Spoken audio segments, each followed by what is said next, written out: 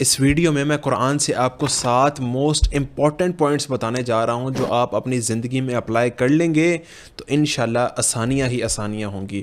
اگر آپ رزق میں برکت چاہتے ہیں اور آپ محسوس کر رہے ہیں کہ رزق میں تاخیر ہو رہی ہے تو کثرت سے استغفار کریں۔ اگر کوئی ناگوار معاملہ پیش آ جائے تو لا حول ولا قوت الا باللہ پڑھیں، اور اگر اللہ سبحانہ و تعالیٰ کوئی نعمت عطا کرے تو اس پر اللہ کا شکر ادا کریں، الحمدللہ کہیں۔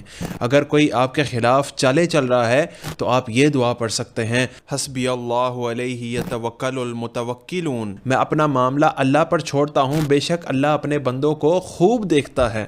جب کبھی کسی مصیبت میں پھنس جائیں تو کہیں لا الہ الا انت سبحانک انی کنت من الظالمین۔ اگر کسی کا خوف دل میں ہو تو یہ دعا پڑھیں، حسبنا اللہ ونعم الوکیل۔ اگر بیمار ہو جائیں تو کہیں رب انی مسنی الضر وانت ارحم الراحمین۔ اور جب کبھی دل گھٹنے لگے، دل تنگ ہو تو یہ کہیں رب اشرح لی صدری ویسر لی امری۔ اگر دنیا اور آخرت کی بھلائی چاہتے ہیں تو یہ دعا کیا کریں، ربنا آتنا فی الدنیا حسنہ وفی الآخرۃ حسنہ وقنا عذاب النار۔